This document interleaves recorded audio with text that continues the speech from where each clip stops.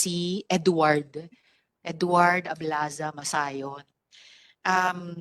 Sir Edward, maaari mo bang ipaalala sa amin, di ba kayo yung bahagi ng 2nd Signal Battalion ni Quiboloy?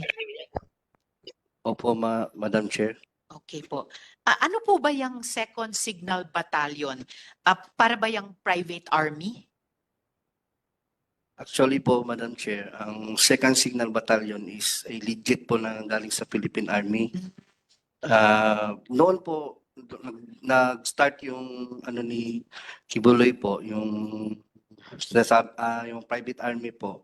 Nung panahon pa po ng Task Force Davao, kasi yung unang batch ng Task Force Davao, yung hindi pa ako nakasali doon, meron po mga workers na kasama ko, yung pili lang, sila yung mga unang batch talaga.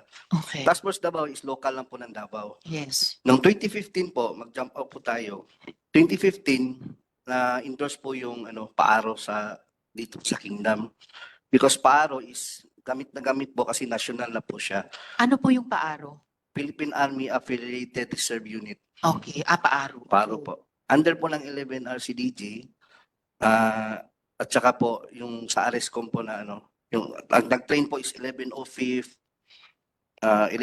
Community Defense Center ng 11 RCDG. So yung paaro na sa ilalim ng 11 RCDG po. RCDG. Ano po yung RCDG? Reserve, RCDG is Reserve Command po. Ng Philippine Army. Opo. At yung paaro na sa ilalim ng 11th RCDG at ng Nag-train po is yung sa 1105th Community Defense Center po. nag-train. Opo, yung under po ng 1105th Opo. Community Defense Group? Group po, group. Community Defense Group. Okay po. Defense Center po. Defense Center. Okay. Bali po yung second Signal Battalion po is po yan, binubuo po yan ng buong Kingdom members o workers po. Wala pong nakasali dyan ng mga tagalabas. Hindi po kagaya ng ibang mga ng paaro sa ibang lugar po, sa ibang tawag nito, sa ibang parte ng regional po na yung exclusive po talaga yung 2nd Signal Battalion under po ng SMNI. Oh, okay. Under ng SMNI, yung Opo. media company. Opo, media Pero company yung po. media company ng SMNI, merong sa ilalim niya nitong 2nd Signal Battalion. Ito po yung certificate ko po, sinerex ko po. Okay. Basahin ko po yung Yes, talaga. please. And then pakisubmit ng kopya sa aming COMSEC. Sir Ito po Edward. yung namin, yung sa September 7, 2015 to November 21 na training po namin. Okay. Ang po is Philippine Army Affiliate Reserve Unit, PAARO, then Military Orientation Training of the 2nd Metro Davao Signal Battalion, Sunshine Media Network International.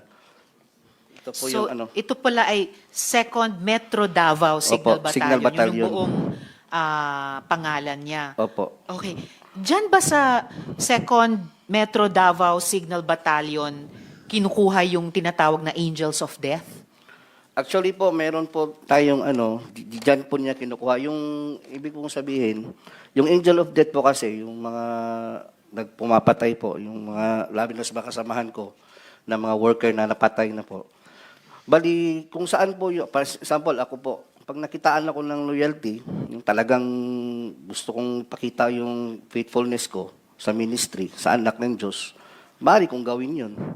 So yung pagkaalam nyo sa Angels of Death ay pumapatay sila, pumapatay pati ng workers, para magpakita ng loyalty kay Quiboloy. Yung Angel of Death is nabuo po yun, yung sa mga against sa kanya. Like sa pastoral po, narinig niyo po sa kanyang yung na po ni Lulia, na papatayin yung mga pamilya nila, pag lumabas, pag marami silang alam, tapos lumabas sila, hindi na sila maaaring makalabas sa ministry, sa poder niya. At saka maraming alam po, yung nakakaalam po sa, lalo na sa pastoral, inner circle, yung mga ganun po. Tsaka mayroon din pong member ng yung sa Angel of Death, yung kasama ko rin po, yung si Simon Tagnipis. Si Simon Tagnipis po kasi, siya yung pumatay kay Jarog.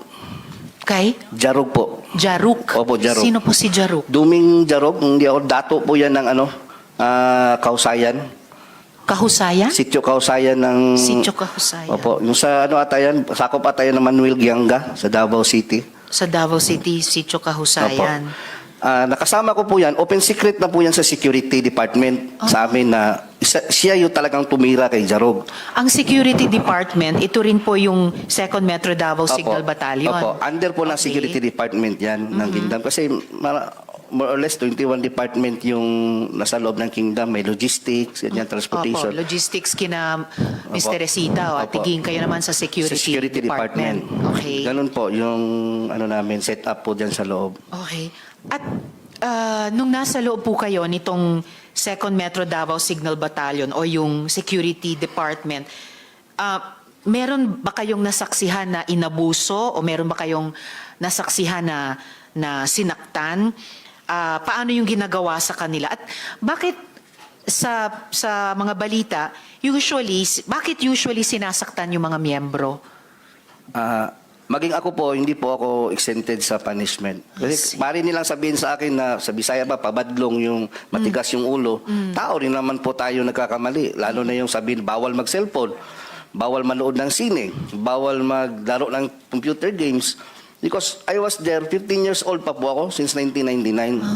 I started yung nag-solicit ako, nagtitinda ako ng puto, kakanin. Tsaka po, yung mga palo po na yung mga punishment po na sinasabi ni lalo na po sila ni Ate Gingging yung naranasan niyang fasting na uso po yan dati 99 I was there in Tamayong kaya po totoo po yung sinabi niya na bawal po talaga silang kausapin bawal pong tulungan bigyan ng pagkain kasi madadamay ka tsaka yung hindi naman po sila makakain talaga kasi yung mess hall separate nasa taas yung sila yung mess hall nasa baba makikita sila kung kakain. Tama yung sinabi nila, in order for them na ma-survive yung physical nila, inom ka talaga pag, pag naliligo ka. Yun ang testimony din ng mga nakaranas din ng fasting na nakausap namin after nun. Sa akin naman po, yung paluan po, 2013, massive Paluan. po yun. Na pinasuot po kami ng SS, yung orange, yung serpent seed po ang mini. Ano po yung sa preso? Serpent seed. Opo. Naka-orange kami nun. Tanggap naman po namin yung time na yun kasi akala namin yung siya yung anak ng Diyos, yung talagang tanggapin mo yung punishment mo. Alam niyo po yung parang ang turing sa amin na yung trapo, mas may karapatan pa yung trapo kaysa sa amin. Hindi kami, kahit bata, bawal kami kausapin, bawal kami magingay. Yung na isang beses nga, tumawa kami, pinapalo kami ulit. Tawa lang po kasi mabigat kaya yung mag-ano ka ng bato. From gising kami ng 4 a.m., preparation para devotional 5 a.m. Tuloy-tuloy na yan, work job, kain, tanghalian, kain lang, 1 oras lang yung pahinga. Hanggang alas 10 ng gabi yung ano namin, trabaho, puro Mas overtime. matagal pa sa pagkakaroling kina atiging na 14 hours. Kayo, 4 a.m. hanggang 10 p.m. Opo, hindi pa po kasali yung devotional. 18 hours, may devotional pa. Bago matulog po, yung mga 11 na po kami makatulog, 11 or 12, ganyan. Ay, wow. Okay, so 16 hours, pwedeng umabot ang isang araw. Opo. Okay, yung mga pagpatay nung 2nd Metro Davao Signal Battalion o yung security department, si Kibuloy ba ang nag-order ng pagpatay sa mga dating KOJC members? Opo, kasi yung kay Simon po kasi, nasabi nila sa amin yan. Yan, si Simon Nakausap ko si Simon. Tagnipes. Aha. Opo. Way back, ano yun? Hindi ko naalala yung mga taon na yun. Pero sabi niya na kasi may galit daw kasi si pastor doon sa yung Jarog. Kasi yung lupa niya doon, ayaw ibenta. Jaruk. Opo. Si Jaruk at si Simon Tagnipes ay parehong tao or Hindi po, iba. magkaiba sila? Opo. So bakit kung galit si Kibuloy kay Jaruk, bakit papapatayin si Simon Tagnipes? Si Simon po kasi, nung matapos niyang patayin si Jarog, Siya ang pumatay siya kay pumatay Jaruk. talaga. Matapos niyang barilin si Jarog, Okay. nagkasama ko siya sa KOGC compound doon sa Katitipan na kung saan security din siya. Parang normal lang, parang walang nangyari. Hanggang sa lumabas siya. Yung paglabas niya po, hindi pa siya nagkaroon ng threat kasi nanahimik lang siya nung time na yun. Pero di namin alam bakit few years, ilang taon na, bakit nag-live siya ng Facebook. Against na siya ngayon kay Kibuloy po. nagdala na siyang Bible, yung against sa doktrina. Sabi ng ano niya, yung mga kanyang pamilya niya, pinuntahan siya doon, nilapitan upang pabalikin. Ngayon, ayaw na niya kasi sabi niya, ngipin sa ngipin, mata sa mata. Kumbaga, nakasala siya ng ano, nakakuha siya ng buhay, nakautang siya ng buhay ng tao, kailangan din niya, parang natanggap na niya. Yung pagpatay niya kay Jaro? Oo, tanggap na niya na may mangyayari din sa kanya. Kaya nga, nag-ano talaga siya, sabi pa ng, kasi magkakilala kami ni Simon eh. Sabi pa nga niyang ano niya, yung mga kaibigan niya, yung parinti niya talaga, yung kadugo niya. Kamag-anak. Kamag-anak niya, sabi nga niya na kung saan magdadala na siya ng Bible. Gano'n na po yung ano niya. Kasi parang nagsisisi po siya sa nangyari, nagawa sa kanya. Hanggang sa dumating po yung time na pinatay talaga siya. So, At si Kibuloy ba talaga ang nag-uutos na pumatay? Baka mga tao lang niya, di niya alam? hindi Siya ba naman po talaga? namin, kung ako, hindi naman namin gagawin yun kung hindi inuutos mula sa taas. Sino ba kami? Magagalit lang kami sa isang worker, sa isang tao na against sa ministry, na lumabas, galit lang. Pero pag inutos na niya na gawin namin yan, gagawin po talaga namin yun. Okay. Kamusta naman yung pagtrato ni Kibuloy sa mga miyembro? Halimbawa, pag may sakit, pag may pangangailangan ang miyembro, kumusta ba? Pag may sakit po, yun lang po yung ano doon. Kasi kami, ordinary worker, dati yun, nakalalasan ko po nung nagkasakit ako ng yun, pneumonia, basal pneumonia. Binibigyan lang po kami ng pamasahe, 100 piso. Tapos pa-check up sa SBMC, sa public hospital, SBMC. Southern Philippines Medical Center. Hindi naman sa inaano natin, minamaliit yung SPMC. Maganda naman yung serbisyo doon. Pero sa ngalan na nag-solicit ka, nakapagbigay ka ng income, 10 to 15 nakapagtrabaho. million every, ano ba yung sinabi kanina? Every Yung buong month. pinag-anuhan namin. Oh. Yung araw-araw naka-income kami pag mayroong month of blessings, yung KOH na sinasabi. Nakakontribute ka ng pera tapos nagkasakit ka, i-ano ka lang, ipa-check up ka sa SPMC. Tapos niyan, ano ka pa sa Lingap. Yung programa po ni doon po sa Davao yung Lingap. Aha. Pipila ka doon ng ilang oras. At saka hindi po sinasabi, pinatawag nito yung Madam Chair, yung hindi pinapakilala na kingdom kami. Galing kami kay Kibuloy kasi mapapahiya daw si pastor. Kasi mayaman daw. Yung reaksyon ng tagalingap, nung malaman nila, uy, Kibuloy, mayaman yan. Bakit kayo nanghihingi ng Yun na So, nga. ayuda. Ganun po yung Tama rin. So, kasi nakaka-generate kayo ng malalaking pera, Opo. pero hindi, kumbaga, katumbas Nung yung medical care na medical care nakukuha nyo kapag kayo naman ang nagkasakit. Kung may ibang pangangailangan bukod sa health, ganun din ba yung nangyayari lang? Yung halimbawa po, yung katulugan nga namin, alam po nila General Torre po yun. Yung sila Kenel Maranta, nakapasok sila doon, yung tulugan namin, ng mga babae doon. Parang dito, malaking ganito, tapos parang mga sardinas dyan. Tabi-tabi, lahat. Walang maayos na tulugan. Kaya kabaliktaran po lahat nakikita natin sa TV, yung propaganda. Saka yung binibigay sa amin supply, sabon. Ayan. Yun po, yung honorarium, swerte lang, mabigyan ka. 500 minsan weekly or 200. Depende sa tagal mo na sa loob. At sa kabila ng milyones na kinukwota sa inyo buwan-buwan. So pati yung mga higaan, ilang paligo lang kumpara sa kailangang higaan ni Ate Gingging nung may bare tapos may pako. Opo. Ito very bare din sa karanasan ninyo. Ngayon, Sir Edward, pagkatapos nung mag-share kayo ng testimonya nyo sa Senado sa pamamagitan ng video noon, inamin mo na lumapit ka kay Crescente Canada. Yes, kayo po. So, maari mo bang ikwento, Sir Edward, yung encounter na iyon? Opo, ganito po yan. Di ba po, yung last December, Opo. nag-ano po tayo ni attorney, yung kami, yung office about ko. sa yung coming na hearing. Opo. Gaya po sinabi ni Yulia, kahit nila po ni Tiginging, lahat kami dito, loyal at committed po kami lahat. Naniniwala kami na anak siya ng Diyos, glorified body. Kahit na lumabas ka, dahil parang doon ka na lumaki, yung mundo mo doon na umikot. Doon na umikot yung mundo mo. Tapos pag naanuhan niya na nalaman mo na para sa isip mo na siya na talaga yung daan at katotohanan kahit nasa labas ka, magkaroon ka ng takot, baka mamatay ka, tapos siya yung harapin mo. Kung ganun po yung nararamdaman namin. Kaya, nung time na yon, uso yung pinalabas na glorified na raw si pastor. Yung time na yun, hindi na siya nagpapakita gaano. So, lumapit ako ngayon kay Enteng Canada po, Crescente, sa Barangay Hall. Kasi baka sakali ako na totoo nga si pastor, ko talaga, naka-decide talaga ako na lumapit. January 16 or 17, kung di ako nagkakamali. Nitong taon. Kumbaga, pagtatraidor po yung gagawin ko, yung ganun. Kasi isusuka ko yung mga contact na staff ninyo. Gagawin ko talaga yon kasi parang na-feel ko na totoo talaga to si pastor. Parang, Lord, patawad po kung nakakontak ako sa kanila, nila Arlene. Ganun po na-feel ko kasi I've been there for 20 years. Tapos yung, Wow.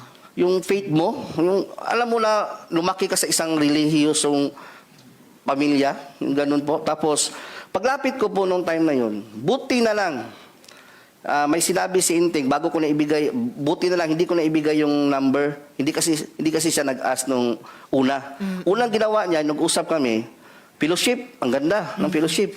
Ito, ganyan talaga yung sa kingdom, buhay ni pastor, ganyan. Bigla lang kalagitnaan, naiba yung usapan namin. Ba't naman kasi kayo pumupunta dyan? Ba't naman kasi kayo nag-testimony dyan? Hindi mo alam. Baka may riding in tandem na paglabas mo. Ganon. Riding in tandem. Yung bang sabi niya sa akin, baka may riding in tandem. Ano pang sinabi niya sa iyo? Tapos bukod sa silang bayon riding in daw, tandem? yung silang bayon po, yung military po na namin, yung naka-DS po kay Ibuloy, sabi niya, silang bayon, bago lang may pinatay. Anong pangalan nun? Lambayon po apelido. Lambayon. Parang Dino ata yung pagkakaalam ko. Nilo Lambayon. Dino Lambayon. Opo. So nung sinabi ni Mr. Canada yan, Enteng Canada, na isang riding in tandem lang yan, tama ba na tinanong niya sino yung kausap mo sa mga staff ko? At nung binanggit niya yung riding in tandem, kaugnay ng mga staff ko, ano yung pagkaintindi mo sa tanong na yon at sa sinabing iyon? Ang pagkakaintindi ko po, na maaari kaming ipapatay kung papatuloy namin itong ginagawa namin. Kasi pagbanggit niya na silang bayon, doon po ako medyo na... Kasi silang bayon po kasi, kasama ko yan sa Julo, na nangharas doon sa yung mga native doon, yung mga nakatira sa Julo. Ang mga lumad? Lumad po. Aha. Pumunta nga, yung ebidensya, marami tayong ebidensya. Yung si LJ Lindaan, yung sa JMA News, pumunta doon. Yung si dating chief ng Tibungko at Tugbok, si Alcala ba yun na pumunta din sa amin, interview. Ako yung kaharap. Yun po yung mga kasi silang bayon po kasi, nag-alias pa nga siya noon, alias Rico, tapos naka-wig siya. Alias Rico. Oo, nung ginamit niya doon sa Julo. And kanina nung Sir Edward, nung binabanggit nyo si Montagnipes at Jaruk, may binanggit din kayong usapin ng lupa. Ito rin ba ay kaugnay ng mga hinaras na mga lumad? Or Opo, kasali na yan sa Julo, buong ng Ramayo. Jolong. Julo, Sitio Julo. Sitio Jolong. Opo.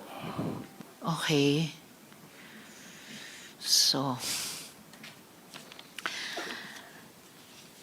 So yung encounter nyo, yung pag-uusap nyo kay Mr. Canada ay may ganong parang banta na ang dating sa inyo pwede kayong ipapatay dahil binanggit yung riding in tandem. Pati nung tinanong niya sa inyo, yung staff ko, binanggit din yung riding in tandem. Ano yun? Pati staff ko, binabantaan nila? Hindi po, hindi naman talaga direct na banta. Kayo? Pero parang lang ba, yung pag ka dyan, iniksian lang, na mayroong riding in tandem. Kaya natakot din po ako nung sa mga kasamahan ko na staff, kasi konsensya ko rin naman, kung ibinigay ko yung numbers, nirason ko na lang na, naiwan yung ko, nandoon sa isang cellphone ko yung makontak kasi nagmamadali akong pumunta dito para makausap ka. Kaya, alam niyo po ba, pinag-isipan ko yun bago pumunta doon.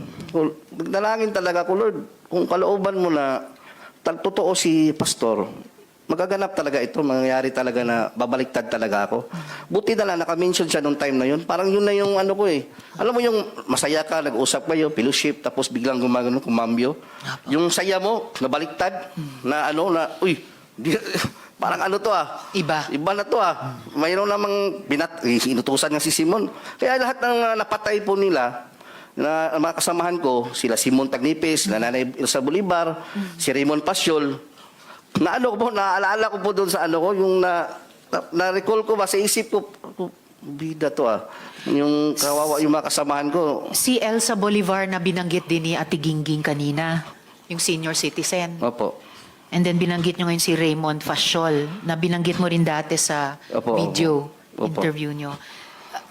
Marami ba to? Yung mga pinapapatay, no? Actually, mayroon pa po mga iba dyan na hindi ko po minention, baka ano na po yung magsabi. Opo. Mga ilan po sa pagkaalam nyo? Kaalam ko po, mayroon pa nga yung pastor under investigation po, yung isang pastor na ano pa po, yung si Disera, yung apelido Disera, worker din po yun dati.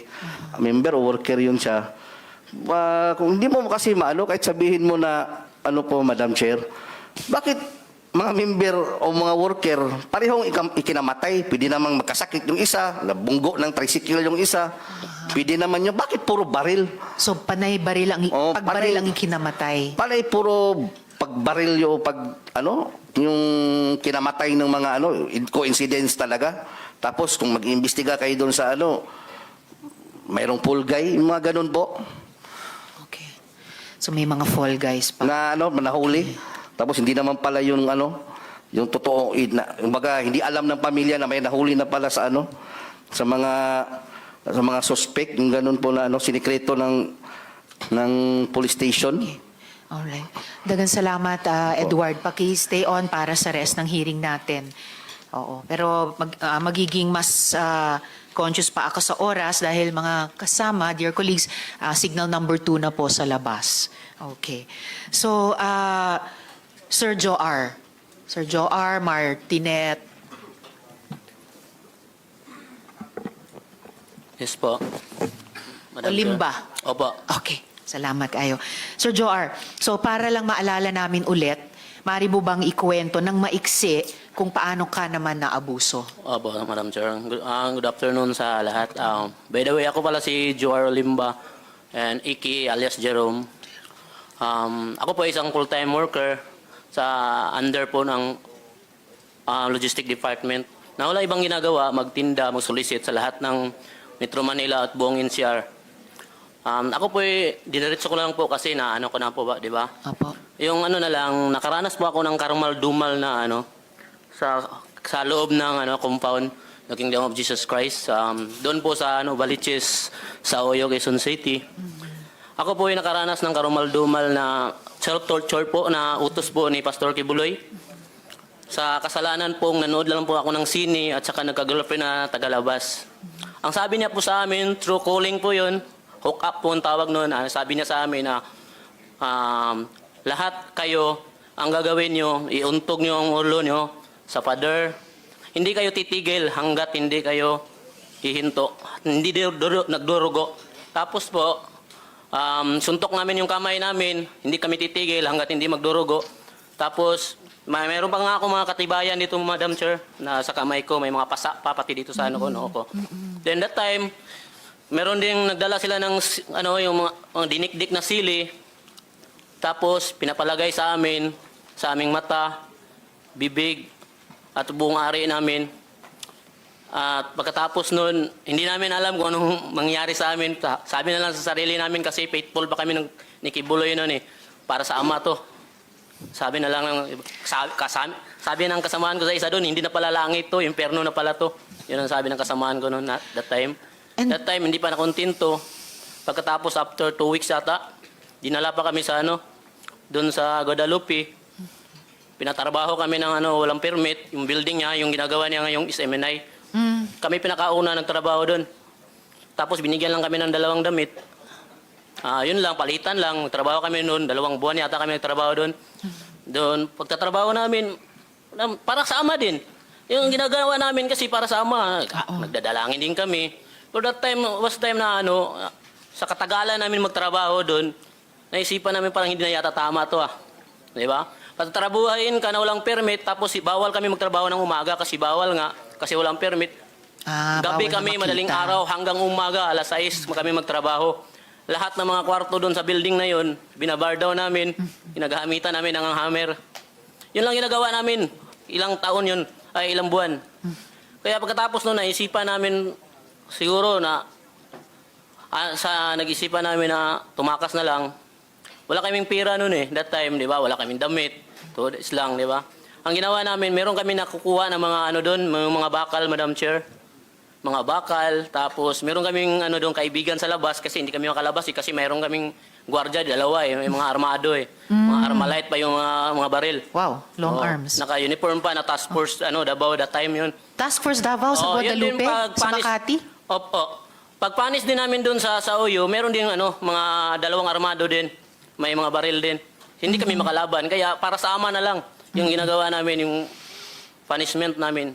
Hindi ako makapaniwala yung ganun na yung punishment namin At paano mo nakumpirma na si Kibuloy mismo ang nagpapayag or nagpagawa ng ganong torture sa inyo, yung paguntog ng ulo, pagsuntok ng kamay, paglagay ng sili sa sensitibong parte ng Siya po talaga katawan? nagsabi kasi that time nasa Amerika siya noon.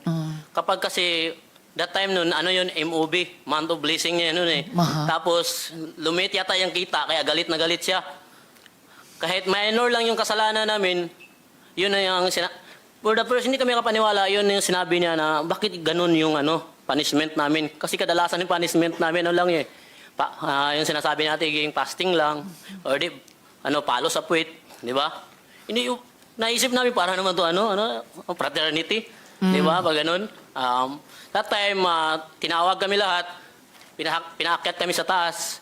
Lahat ng may mga kasalanan, Madam Chair, pinaharap doon sa altar. Tapos tumawag si Kibuloy through calling, hook up, tapos yung cellphone tawag siya, tapos kinokonek sa speaker para marinig namin lahat. Tapos binabanggit nila yung lahat ng mga kasalanan namin isa-isa.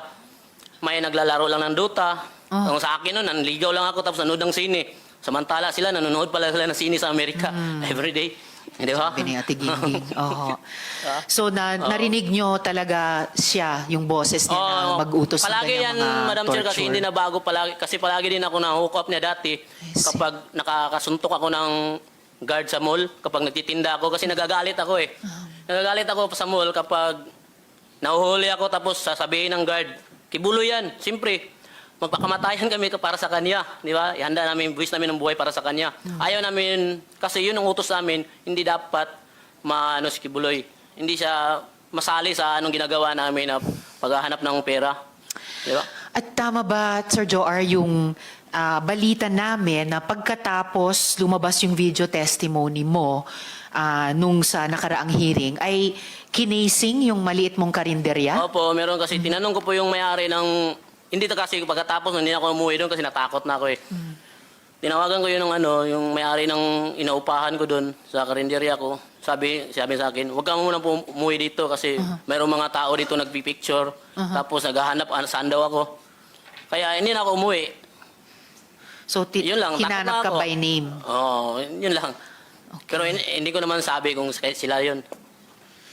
Okay. Okay, salamat kayo. Thank Salamat, you po, Madam Sir Chair. Joar. At ngayon gusto ko rin matanong si Ms. Jocelyn Mondehar. Ms. Jocelyn, tama ba na yung anak mong minor ay dating miyembro ng KOJC? Yes po, Madam Chair. At yung anak niyo po, siya din po ba ay pinalimos ng Yes po. KOJC? Okay. So, bakit mo siya kinuha sa KOJC, yung anak mo? Gusto ko po sana umpisahan yung ano ko. Yes, sige po. Briefly kung maaari. Sige po. Mapagpalang araw sa ating lahat po, no? Gusto ko lang itong i-share, hindi dahil galit ako. Kasi napakabuti ng Diyos sa akin. Ngayon, simula nung nag-withdraw ako ng loyalty, nagpaalam ako sa office ni Mr. Kibuloy dito sa May Angono, KLC. Last year, nagpaalam ako na mag-withdraw ako. Kasi ayoko na magsimba pa dyan or maniwala, magiging patuloy na maging sympathizer kung nagdududa na ako sa kanya. So, nirespeto ko pa rin yung ministry niya. Nagpaalam ako. Tapos yung, dati po akong full-time din, 1993. Katulad din ng iba, ginawa din kami taga-produce ng pera through sa paglilimo sa iba't ibang paraan. Ako, umaakyat ako ng bus, o gamit yung mga iba-ibang association, lahat-lahat na lang ginawa namin. 21 November 25, lumabas ako kasi nagkaroon ako ng ulcer. Kasi 1999, naranasan ko din yung parusan dry fasting. From Cagayan, pinapunta ko ng Davao for dry fasting, 7 days nang hindi ko din alam kung bakit. Wala nang nagsabi. Until now, ano ko pa yun? Yun ang ano ko ngayon. Kasi nagkaroon ako ng ulcer nga hanggang ngayon. Ano ko pa rin yan. Yun pa rin ang sakit ko. Tapos, year 2021 April, naimbitahan yung anak ko na 13 years old. Actually, 3 sila. O yung kasama doon yung anak kong 13 years old sa Angono KLC para daw sa preparation for youth camp practice. Tapos pinayagan ko lang kasi mas gusto ko kasi bilang isang ina, gusto mo mga anak mo mapalapit sa Diyos para hindi mapariwara. So pinayagan ko.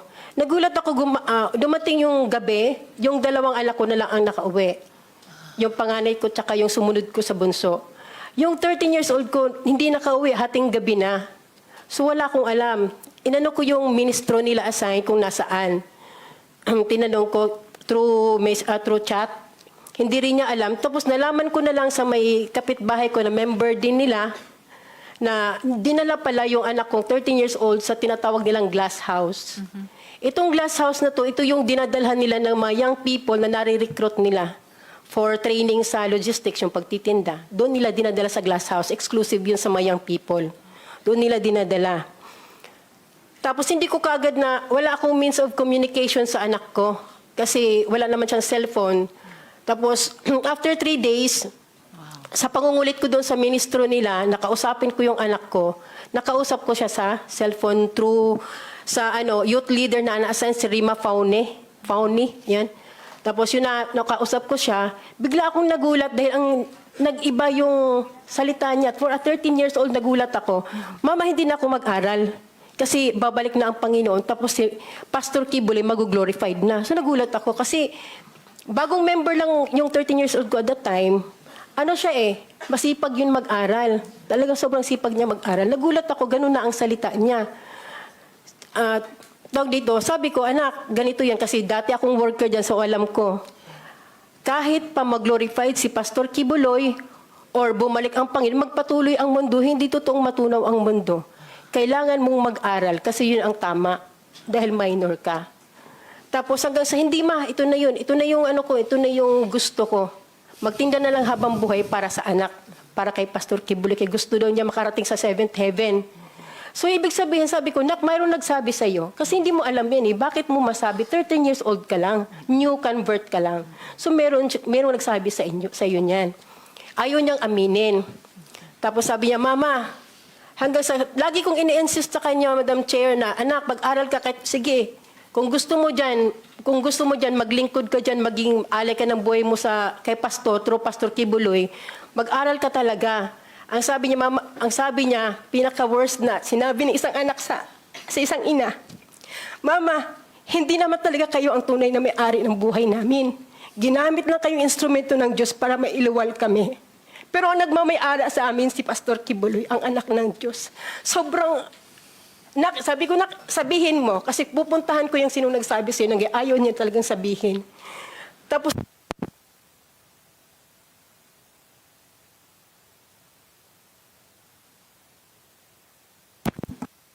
Ayun, okay na. Actually, Miss Jocelyn, talagang, sa puntong yan talagang napakasakit marinig at nakakabahala sa isang ina. Pero baka senyales din ito na kailangan din natin pagkatapos nyo ngayon marinig si Mr. Kibuloy at marinig sina General Torre bago lalong sumama yung panahon. So kung maaari ko kayong pasalamatan sa punto pong ito, pero kung mayroong pang mga tanong mamaya please stay on. Pwedeng last na inanong ko na lang Sige po, Ms. Jocelyn. Kasi dito po nagpatuloy na siya doon. Tapos dahil sa ko na ipag-aralin siya, dito ang pinakamalaking problema, dahil pineke nila yung pag-aaral ng anak ko. kinuha nila yung report card, previous report card ng anak ko ng grade 8, tapos PSD, kunyari in-enroll nila. Pero sa isip ko bilang isang ina, paano ang isang bata nakakapag-aral ng mula umaga hanggang gabi, madaling araw, nagtitinda ng otap? Di ba hindi hindi dapat? Paano makapag-aral isang bata? 13 years old lang yung anak ko. May sakit pa siya sa baga kasi mahina ang baga noon. Lagi kong sinasabihin may sakit sa baga ang anak ko. Tapos ma'am, nung time na sinasabi nila na ini-insist ng youth leader na nag-aaral yan te. Ito yung Rima Fauni. Opo. Pati yung dalawa yan sila, ma'am, si Carla Guillermo. Oo.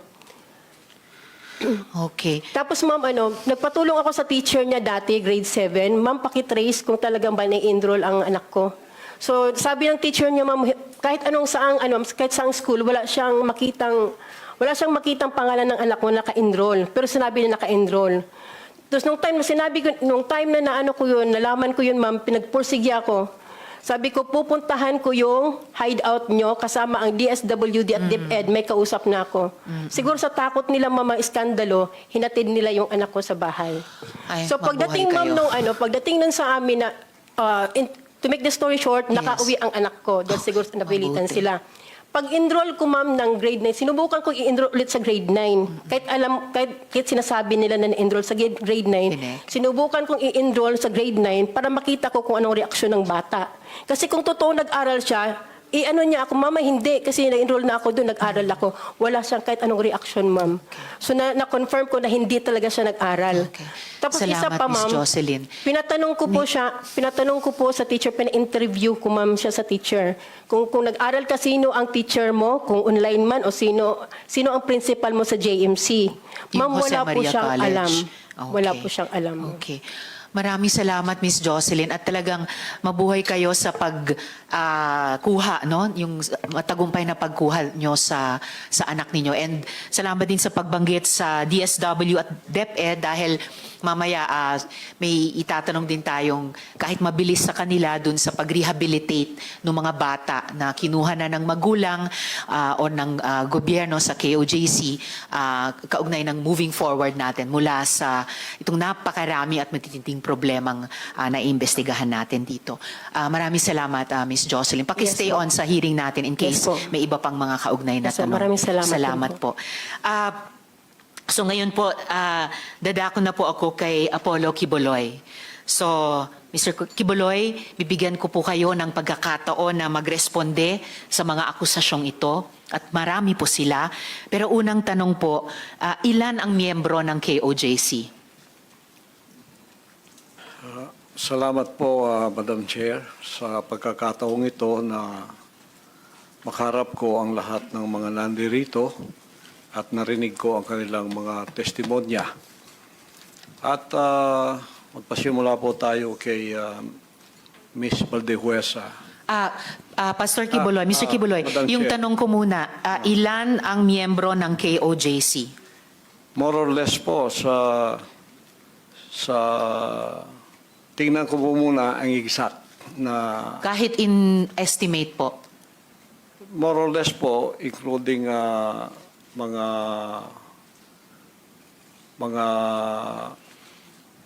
partners, yung ibig sabihin ng partners, yung hindi pa membro, pero covenant partner na sila, mga more or less 7 million. So kasama, so miyembro plus covenant partners, mga 7 million Oo. sa inyong pagkabilang. Okay, sa mga follow-up question ko po, dun sa mga testimonya ng mga victim survivors, sinexually abuse nyo ba ang mga babae at mga menor de edad? At Wala ginamit nyo pong- ba ang relihiyon para i-sexually abuse Wala sila? pong katotohanan yung kanilang mga sinabi. Kung meron po silang mga charges na criminal laban sa akin, malaya po silang mag-file ng kaso at doon ko haharapin at sasagutin sa tamang forum sa korte ng ating lupa tulad ng kinakaharap namin ngayon. And actually, on that matter and for the record, may at least isa sa victim survivors na dati nang naghain ng kaso sa inyo dun sa Davao, kaya lang dinismiss. Kaya inappeal nila sa Department of Justice.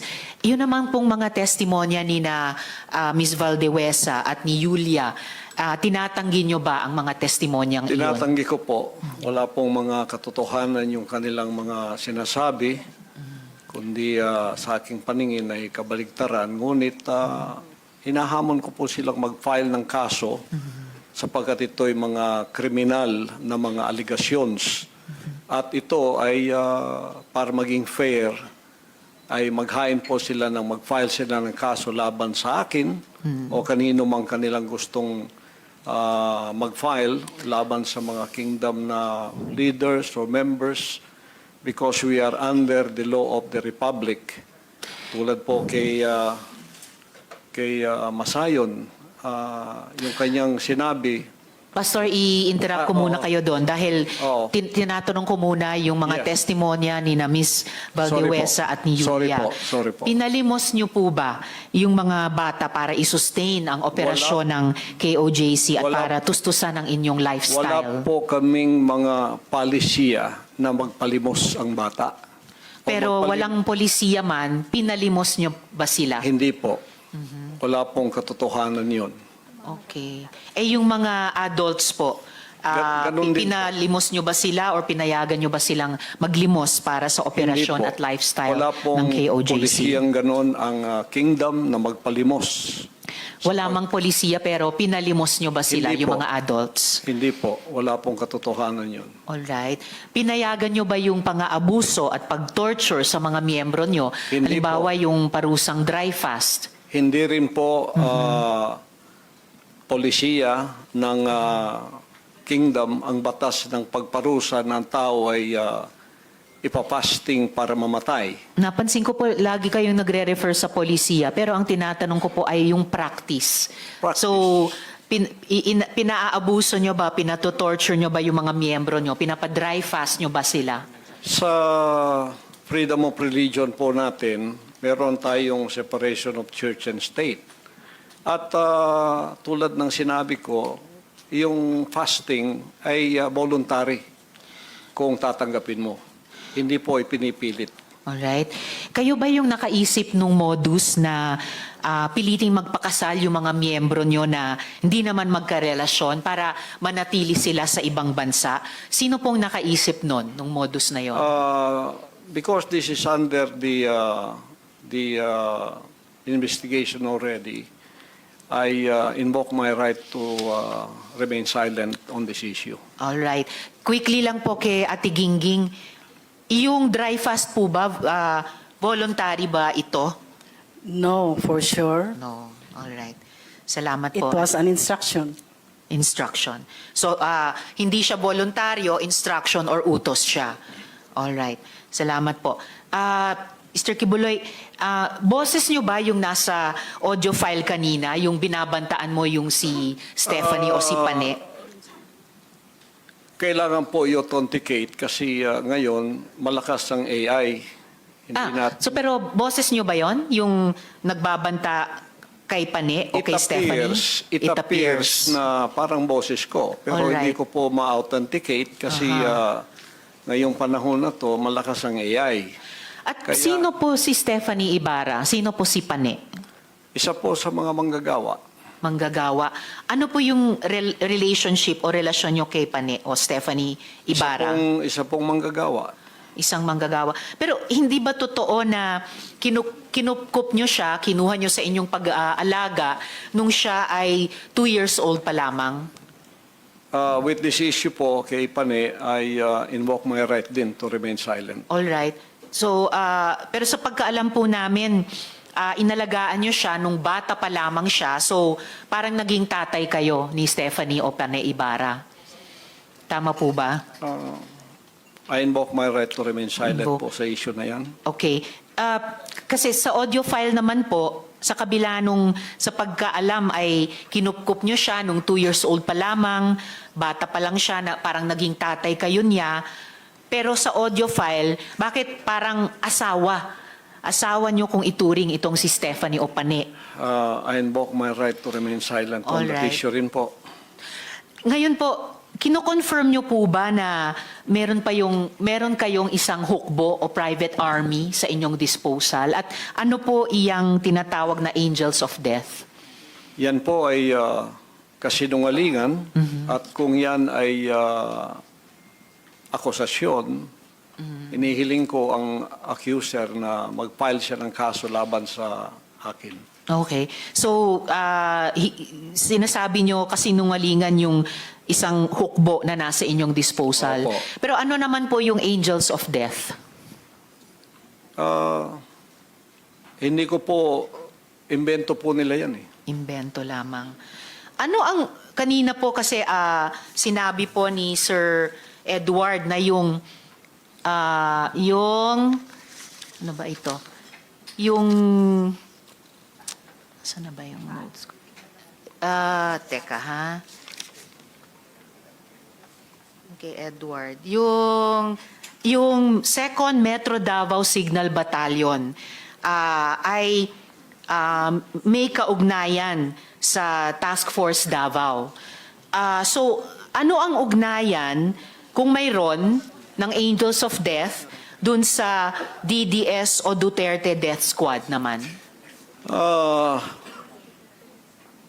Wala po akong personal knowledge niyan, so I Walang invoke personal my knowledge. right to remain silent on that issue also.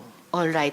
Tapos, pwede nyo bang ibahagi sa amin, mula sa perspektiba nyo, yung detalye ng law enforcement kung papaano nakuha nila ang kustodiya sa inyo?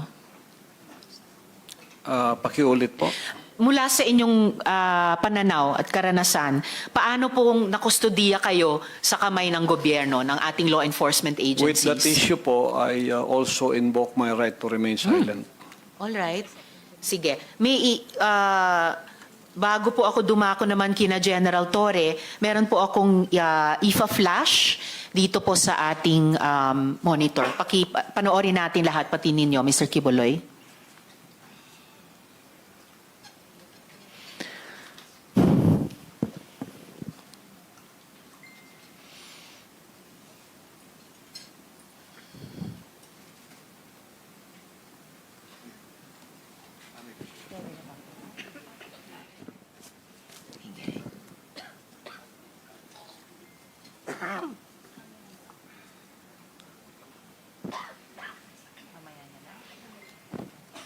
Inaayos lang po yung pag-flash natin dito. Naglalag lamang po, pero andito na dito sa gilid.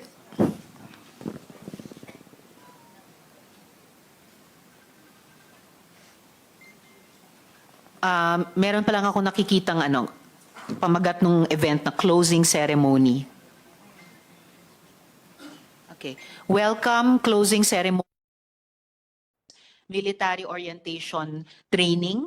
Baka ito yung binanggit ni Edward kanina na ganitong klaseng training ng mga paaru na nasa 2nd Metro Davao Signal Battalion na may kinalaman sa Task Force Davao. Yung paaru sa ilalim ng 11 RCDG or yung 1105th Community Defense Center. Okay. Edward, alam nyo ba itong closing ceremonies ng military orientation training na to? Madam Chair, una sa lahat, yung correct ko lang po yung TF Davao, separate po yun, iba yun. Opo. Unang training po yun ng batch ng worker. Okay. Pero lately, naging pumasok na sila sa Paaro. Yun na yung national. Separate po yung Task Force Davao Okay. sa Paaro. Yung Paaro nag-start 2015 po, yung Okay. 2nd Signal Battalion. Okay. Yan po yung mga lately na yan ng mga batch ng mga ng mga training po. Kasi hindi lang naman sa aming batch 2015 yung may training eh. Every year nag-help po ng training. Kung mapapansin niyo po, pagkakaalam ko hindi pa Brigadier General po si Buloy nung time na yan, nung time namin. Parang bago lang ata yan naging Brigadier General sa reserve unit. Yes, na nakikita natin sa litrato na natakpan lang ng pagbilog sa kanila, pero BGen, Pastor Apollo C, na I Chaplain suppose po. Kibuloy. Apo. Pwede nyo bang i-confirm ito, Mr. Quiboloy?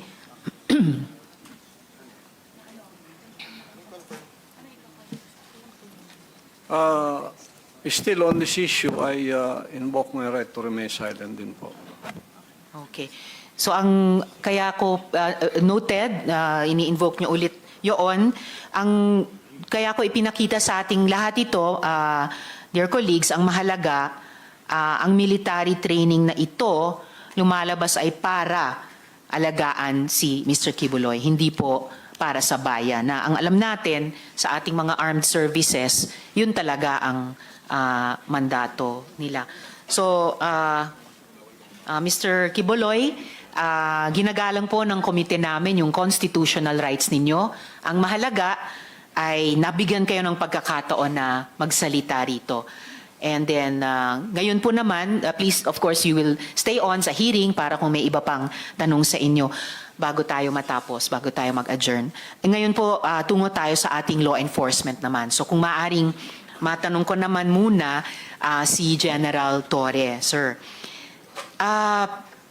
General, nung nakuha po si Quiboloy, naging usap-usapan po noon kung naaresto ba siya or sumuko ba siya. Pwede nyo bang liwanagan ito para sa amin? Paki-update nga po ang bayan. Once and for all, ano po ba ang nangyari?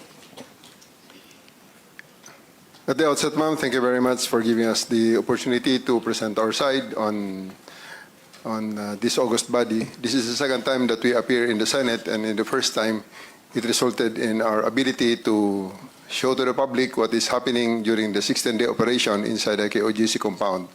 And today, we do hope to continue with our quest for justice to help the victims look and find and receive the justice that they also deserve.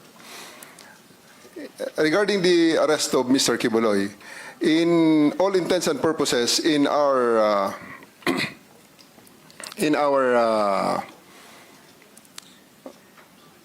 whole operations, he is arrested because he submitted himself to my representative because he has no other options other than submit himself to the custody of the law.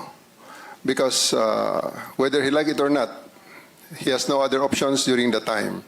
Because I have 4,500 people around him inside his compound, and 1,200 is concentrated on the 2 buildings that he has control of.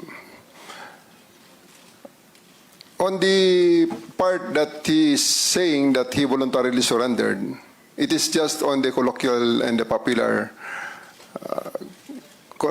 term of this term surrender, because he has no other option. Again, I will stress on that, because all the other units there that provided us with assistance only provided prisoner transport from the place he is arrested to the place where he is detained. So that's I think the synopsis of everything that transpired during that day on September 8th, when he took custody of him to make him answerable to the crimes that he is charged of in various courts in the Philippines.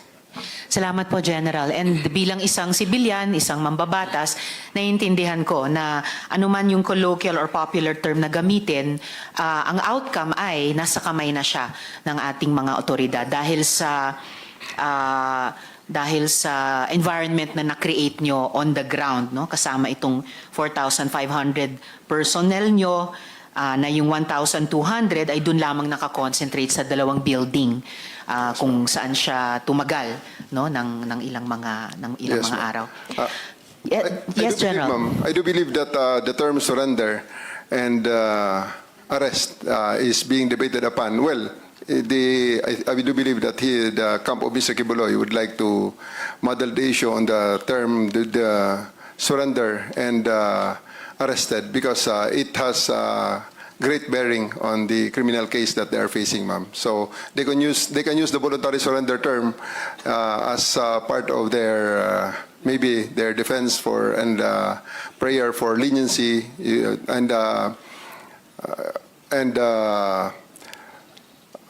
cite it as a mitigating circumstance. However, it is not the case, and it was never the case in this situation, ma'am. Well, in any case po, General, tulad ng nagtiwala kami sa PNP na sa tulong ng ibang mga other units na nag-a-assist ay mapapasakamay nyo rin si Mr. Quiboloy, may tiwala rin ang komite ngayon sa Department of Justice na ma-handle alang-alang sa mga victim survivors at alang-alang sa ating bayan yung mga kaso ni Quiboloy.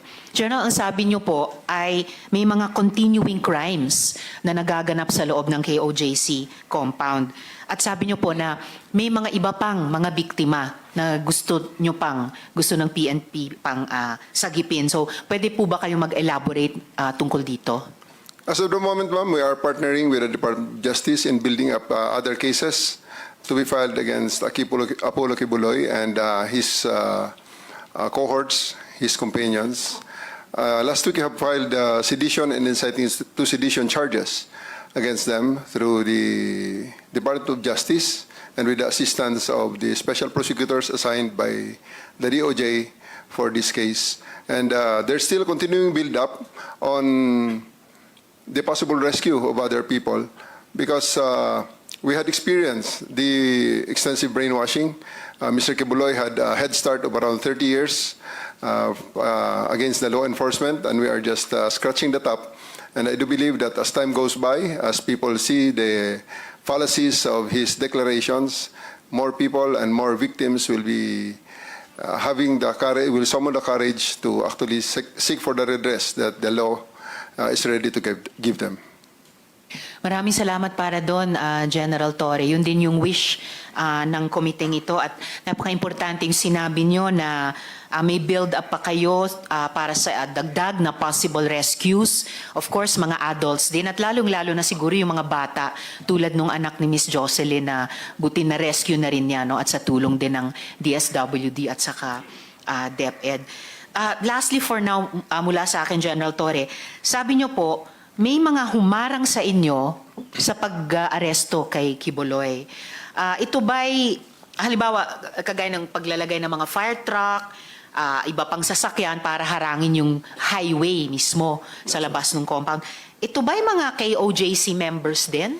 O meron ding mga opisyal ng gobyerno? Sa tingin nyo ba ay may involvement pati yung local government sa pagprotekta kay Quiboloy? Well, on the direct evidence that we have right now, ma'am, we have seen members and non-members alike who had conspired to prevent us from serving the warrant of arrest for Quiboloy, or at the very least make it very, very difficult for us to actually do our job. And it's not for the persistence and faith of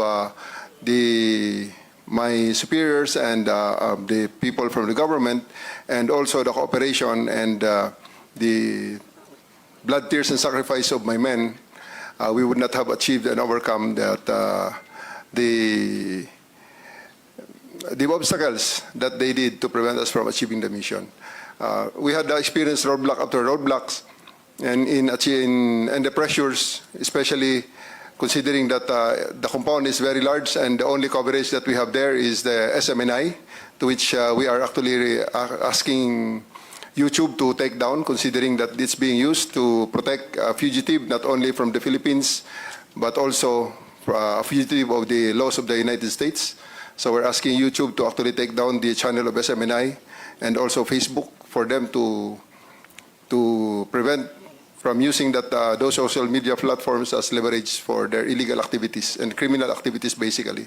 And at this juncture, ma'am, I would like to thank the Senate for giving us this chance to show to tell our story, the side of the story, hoping that this is a hearing in aid of legislation, and I do hope that legislation will really be passed to help us and again give leverage to the law enforcement, because I can really feel that in the 6-10-day operation we have reached the limits of the law, and we have really tested the limits of the law there, and I do believe that we still did everything within the bounds of the law,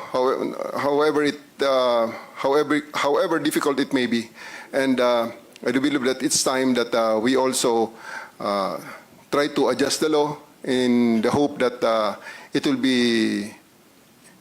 be more responsive to the needs of the time, because if we only listen to all those telling us that, especially the lawyers of Apollo Kibuloy, telling us that we are doing things illegally because for 16 days we stay there without a search warrant, citing that the use of the warrant of arrest as basis of our search, and stay there in the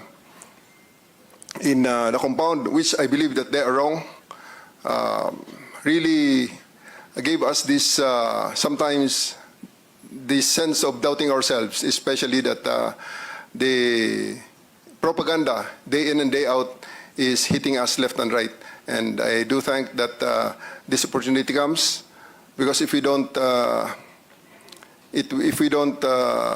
adjust and make the law more responsive to the current times, it will create a situation where some people will be definitely beyond the reach of the law. Because if we are not that persistent, Mr. Kibuloy will still be out there laughing at us and just telling everything that things that he wants to say, because he will be he will be always out of the reach of the law. So thank you very much, ma'am, for giving us this opportunity to be part of the crafting of more responsive legislation, so that we can be better and more effective in our law enforcement and in the assistance and in the implementation of the processes of the laws of the land. Thank you, ma'am. Thank you also, General. And in fact, hindi lang ang Senado, pero iba pang mga institusyon at organisasyon ay nagpahayag ng suporta sa inyong law enforcement operation ng mga linggong iyon. Halimbawa, yung Integrated Bar of the Philippines, Davao. Kahit paglabas ng isang desisyon ng korte doon din sa Davao, inaffirm ng IBP Davao na valid pa rin yung operation ninyo in order to effectively serve the warrant. And yes, kahit tatlo lang kaming miyembro ng komite o ng Senado ay nakadalo ngayong mabagyong araw, pero lahat po kami, yung chair, si majority leader, si minority leader, ay may nakikita talagang halaga nitong pagdinig natin at yung mga partisipasyon ninyo na mga katrabaho namin sa gobyerno in aid of legislation. At may mga tinutukoy talagang mga lumang batas na baka kailangang amyendahan o mga bagong batas na kailangan nating ipasa. Lastly, General Torre, for now from the chair, ang CIDG po ba tumitingin na rin sa alleged killings na allegedly iniutos ni Kibuloy? Yes, ma'am. Given the chance, we will be presenting the results of our initial investigation. For the past 1 month that I'm designated as head of the CIDG, I continued what I started in Region 11, and we are ready to present to this August body and to the public the link analysis and diagram that we had prepared with the accounting of the personalities, including the incidents, including those that were mentioned by the witnesses who spoke before me, ma'am. I see. General, prepared ba kayo maghain ng ganitong kahit broad strokes kung ano yung pinaka-importanteng mga initial results ng inyong investigasyon nitong nakaraang buwan, pati yung link analysis, or ano ba yung maaari nyo nang at pwede nang ibahagi sa komite? Yes, ma'am. We can show you just one slide, which is Yes, sir. Please the collection of, which is basically the simple result of our validation and collation of the information that we have right now, ma'am. It's on the processing, and I will be asking my regional chief of the Regional Field Unit 11 of CIDG to show to us the single slide of the link analysis. Salamat, General. Sir, nakapanumpa naman din kayo kanina, ano po? Yes, sir. Yes, ma'am. If you could, sige po. Handa na po yatang yes, ma'am. While they are i-upload. preparing that, ma'am, this Opo. is still a work in progress, and as time goes by, we do believe that there's even a possibility that the Senate and congressional investigation and the EJK will intersect with each other. I see. So there's Well, that's very important. Para sa kaalaman ng lahat, ang investigasyon naman ng Senado sa ilalim ng Blue Ribbon Committee ay magsisimula naman po sa Lunes, 28 nitong buwan, at ang magpapangulo ay si Minority Leader Senator Coco Pimentel. yes, ma'am. It's part of his The link analysis will cover around 30 years from the start up to the present that we know based on the declaration of various witnesses. There may be times that things will be for validation. The danger is only libel. Maybe so that's why I ask my personnel to redact the Yes, sir. link analysis, remove the names. Apo. But rest assured that without the reduction, there will be actual names that will be given in there.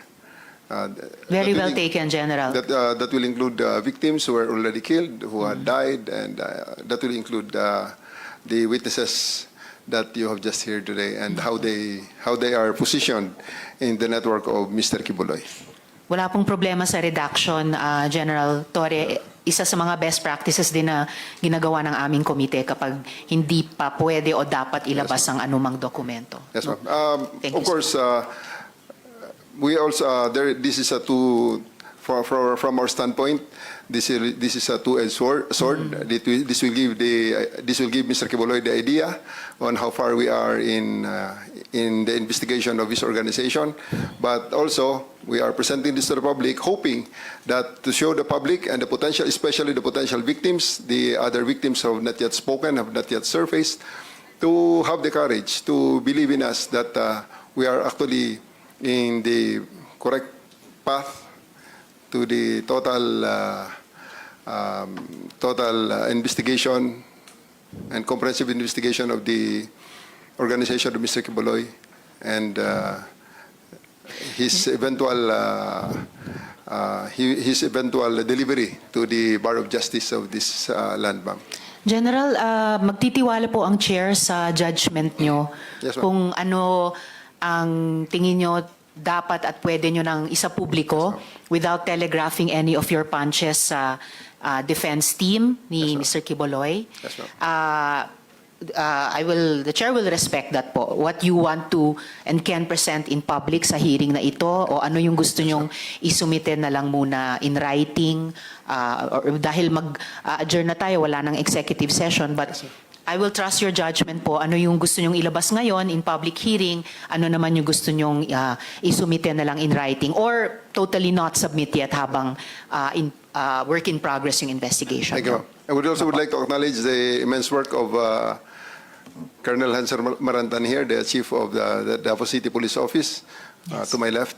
Yes. They had been working closely with Colonel Jean Licod, my regional chief of the Regional Field Unit 11, under the direction of our chief PNP.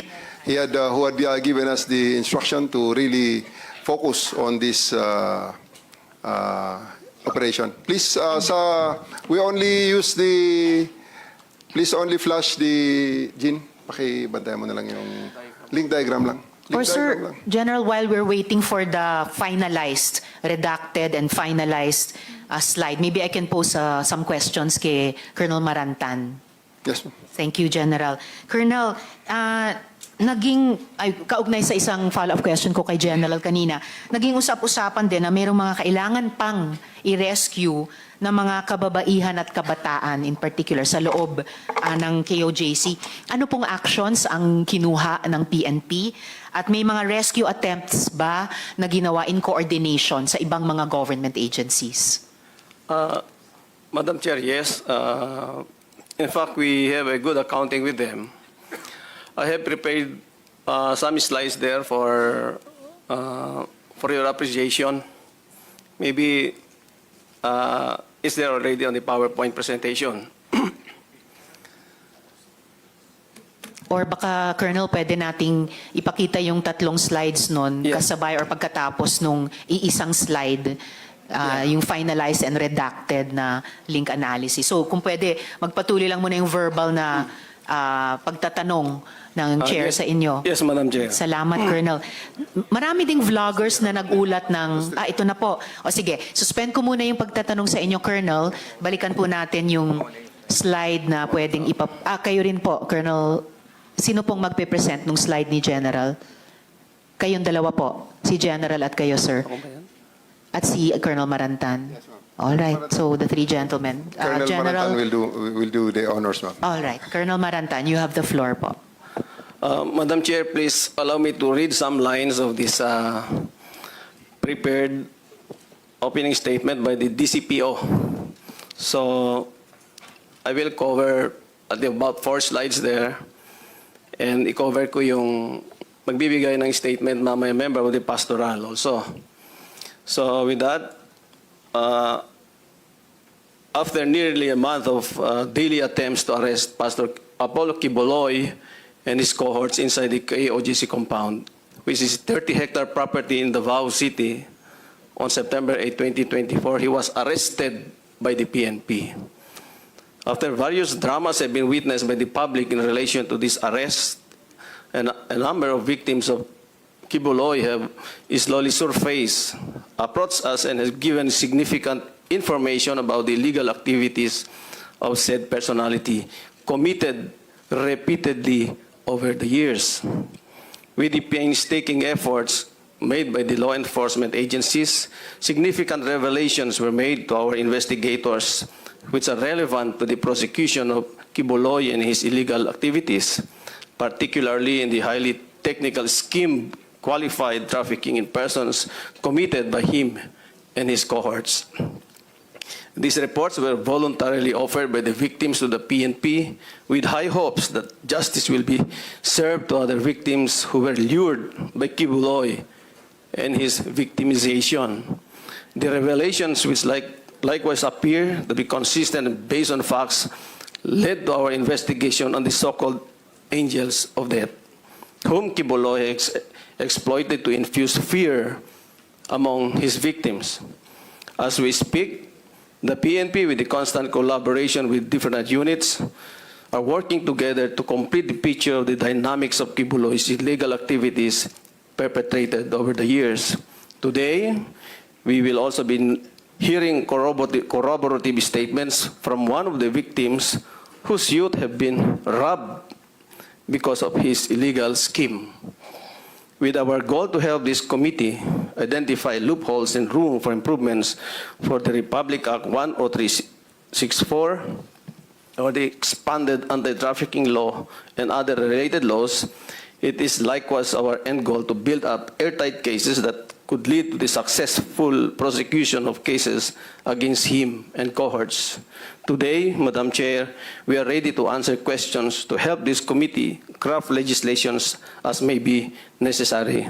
But before that, may I show you some of these slides, whom I know is pertinent to the topic at bar. Next slide, please. The kingdom of Jesus Christ was founded, yes. I think ito yung tanong kanina na next po, next na. Next slide. Thank you. Kanina, Pastor Quiboloy was asked kung ilan yung members of the KOGC. And publicly announced that their members have reached about 8 million followers. However, based on the interviews conducted by us, only about less than 8,000 members are believed to be currently active members of the said religious denominations worldwide. And nakita po ninyo sa screen yung breakdown. And these are all, they were all supplied by some of the members akin to the dynamics of KOGC. About 20 countries plus one, the Philippines, about 21 countries ang nailista ho namin dyan. Next slide.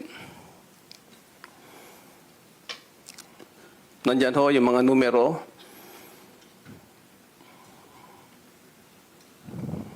Next slide. Ito yung simplified projection of the tip scheme of Pastor Quiboloy. First on the recruitment and then the grooming. Doon sa grooming, there will be separation kung sino ang prospect nila na maging subject of the sexual exploitation. Doon naman, hindi mag-qualify, doon sa standard, pupunta sa ordinary miracle worker for the forced labor eventually. Next slide. kanina we were talking about the difference between the lifestyle of the pastoral and members of the simple workers. Next slide. Just please return to one of the... To Yes, the General previous slide. Torre. If, baka makalimutan na ni Colonel Marantan. This room is the bedroom of Mr. Kibuloy in the Bible school. Bible school, and there is a bedroom, something like that, looks something like that. With the twin, the lower right corner is the twin tub jacuzzi. Jacuzzi for 2 persons. Thank you. And taken from the narrative of the Yes, pastorals, Colonel Marantan. this is where the sexual exploitation oftentimes is being perpetrated. Next slide. Yan po yung difference na sinasabi kanina ng mga kasama natin ng mga resource speakers.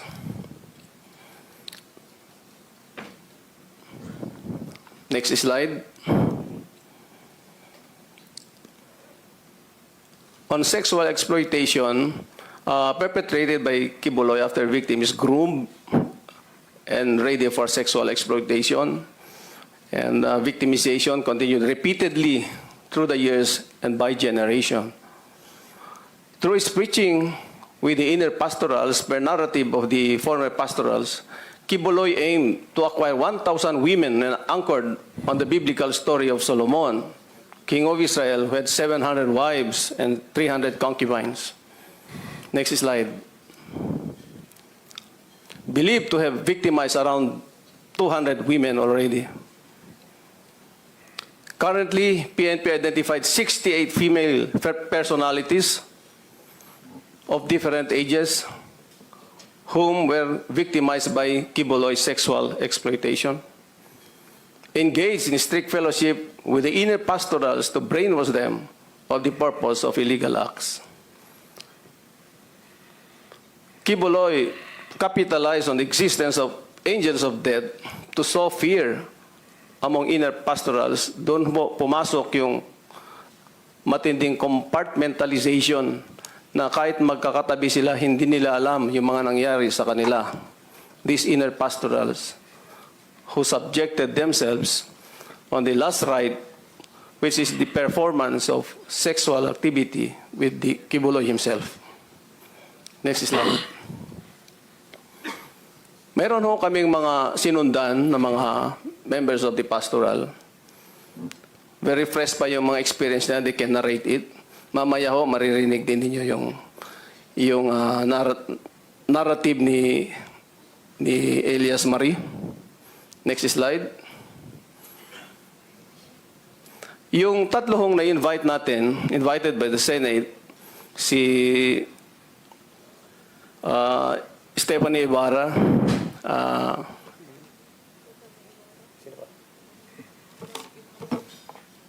and 3 of them, pwedeng i-refer ko lang. Si Olive Campo and Jack Holtz, ay hindi ho nag-respond sa invitation by the Senate. Pinapakita ho namin sa inyo ang due diligence performed by the members of the DCPO. Pero apparently, they did not heed to the invitation of the Senate, especially Stephanie Ibarra. Next slide.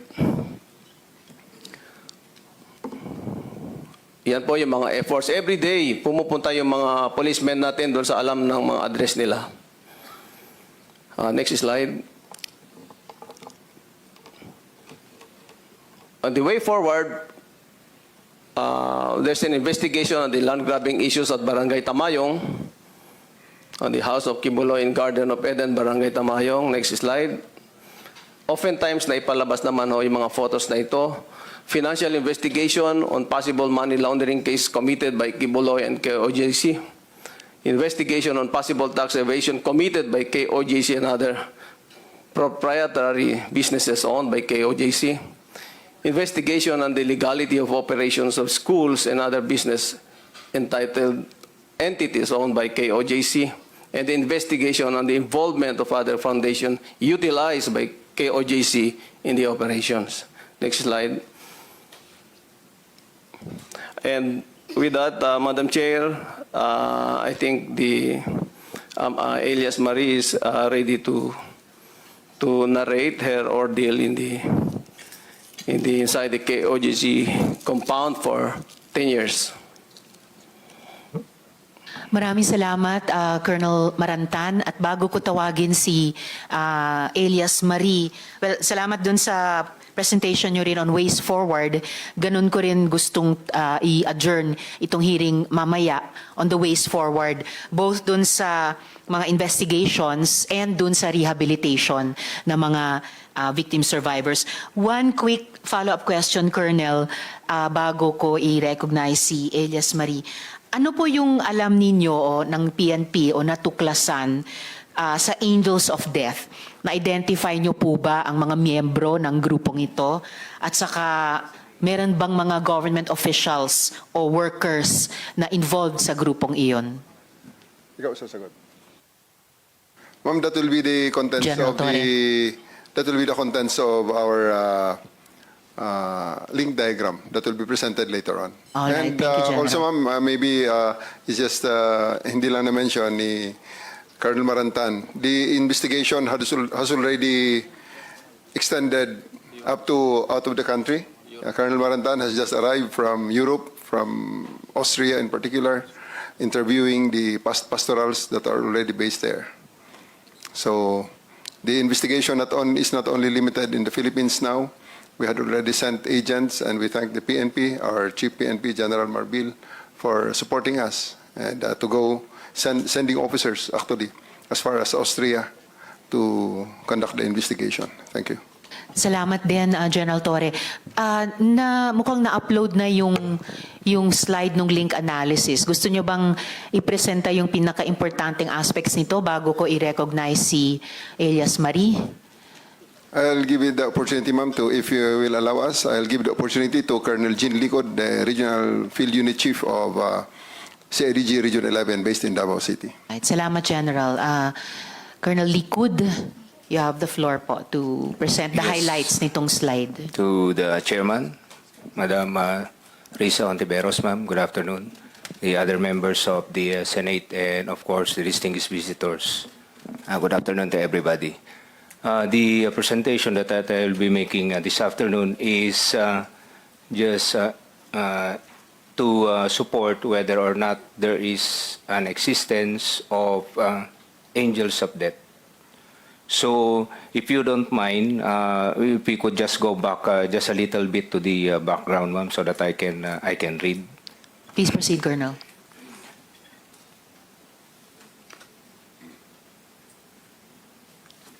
Just to read a little bit with the background of the so-called angels of death. Pastor Apollo Coviloy, the self-proclaimed appointed son of God, has used the term angels of death to threaten the members who violates the doctrine, teachings, and code of secrecy of KOGC. Thus, the angels of death was established in 1990. Apollo Quiboloy handpicked trusted members with background in military and security training to compose the Angels of Death, which later on utilized as liquidation team to various KOGC locations nationwide. Members reportedly possess firearms and are supervised by Crescente Chavez Canada, or also known as Enteng, and Ingrid Canada. So you might be smiling right now, but later I will prove it to you in the succeeding slides. These angels of death reportedly operate as a secretive, loyal group within the KOGC ministry, capable of imposing both physical and psychological harm on those who do not comply with Quiboloy's wishes. The very name, angels of death, suggests a level of intimidation and power that goes beyond mere spiritual guidance. The allegations paint a picture of an organization that functions as a private army, a weaponized wing of Quiboloy's church used to coerce and control members, particularly vulnerable young women whom Kibuloy has allegedly abused. On the part of the investigation, as the primary investigation office of Philippine National Police and in behalf of my director of the Criminal Investigation and Detection Group, we have set some objectives pertaining to the very existence, whether or not the angels of death does exist or not. So we established some objectives to prove whether or not angels of death exist. Second, reinvestigate dismissed cases involving deaths by members of angels of death. Third, identify the crimes perpetrated by the alleged angels of death and its surrounding circumstances. Fourth, identify the degree of participation of members and provide evidence for filing of appropriate charges in court. Definitely, we have to find evidence so that we can file a complaint before the court. As to the efforts that is being undertaken by the CIDG in particular and the PNP in general, we are continuously identifying the alleged members of Angels of Death, profiling of the alleged members, interview of victims' family, relatives, and witnesses relative to the crimes perpetrated by the alleged Angels of Death, thorough and discreet validation on the involvement of the alleged Angels of Death relative to the death of former KOGC members, coordination with other intelligence units, the local police, the AFP, counterparts, and other agencies for case build-up and possible operations if evidence warrants. And next is continuous monitoring and gathering of information and submission of development report as obtained. Now, ma'am, I would like to bring your attention to the diagram being shown in this slide. We would like to show you how is the flow of instruction being undertaken. Of course, as we all know, that the KOGC is a structured organization, but this one, it is not a structured organization. Kaya yung Angels of Death, ma'am, is just the term that is being used. But it is not an organization. It is how, in this diagram, how the instruction is being relayed or being followed by the members. Well, of course, on the right corner, as you can see, is Pastor Apollo Kibuloy. Based on that diagram, Madam Chairman, there are 4 na kanyang pinagkakatiwalaan ng kanyang mga instruction. Si Mr. B, of course, Mr. Crescente Canada,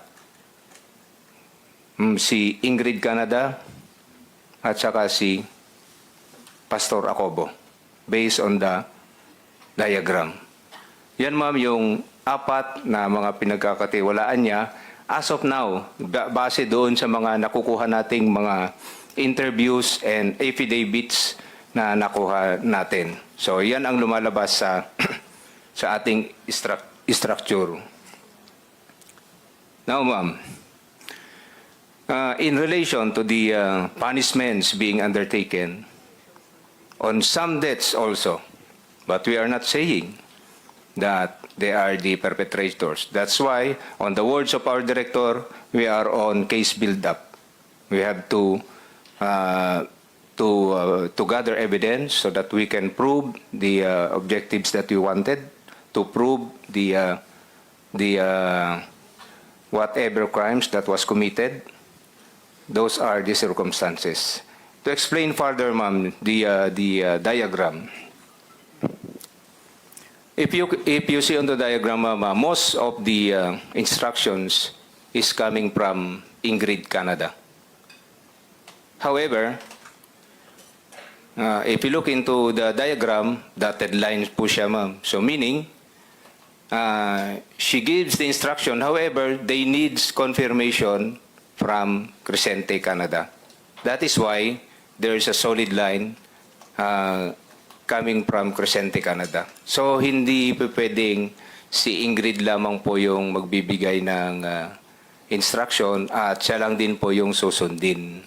So, manggagaling, i-confirm din po nung mga 1 to 12 na yan and more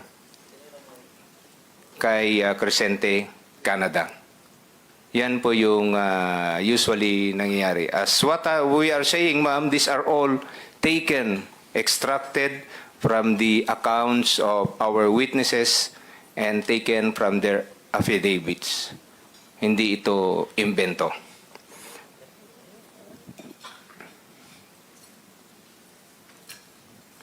All others, ma'am, yung mga nandyan, ma'am, yung mga nakapula po dyan, ma'am, if you look into that. So, yan, ma'am, yung mga ongoing investigation po natin, yung mga tinakpan po natin na ABC, yan ay mga witnesses po natin, ma'am, and with the indulgence of the committee, Madam Chairman, since this is an ongoing investigation and we're looking into some evidence before we can file a case before the court of law, yan po lang muna yung maipapakita natin sa ngayon, ma'am. Maraming salamat para doon, Colonel Liquid. Thank you, ma'am. Oo, just a couple of follow-up questions kung pwede na ring sagutin. Una po, sa tingin nyo ba tuloy-tuloy pa yung trafficking operations ng KOJC? General Torre. Based on our assessment, ma'am, yes. There's still that possibility, although obviously not on the same scale as when Kibuloy is still heading the operations. And with this kind of publicity that the good senator is doing, I believe that this will have a great impact in stopping this illegal activity, ma'am. Sana nga po, General. Salamat. At lastly, at this point in time, sino ang new leader? May impormasyon ba kayo kung sinong lumilitaw na bagong head pastor? As of the moment, ma'am, based on that link diagram, ma'am, you can see there on the upper right corner, Mr. Marlon Acobo. He has been doing that role, ever since I was there. We were there, and I would like to clarify that among the informants that we had, that were covered in that link diagram are people that you actually heard a while ago, ma'am. So those people there are prominently, the people that we heard a while ago are prominently playing a role in that link diagram. Maraming salamat para doon, General Torre at Colonel Marantan at Colonel Liquid. So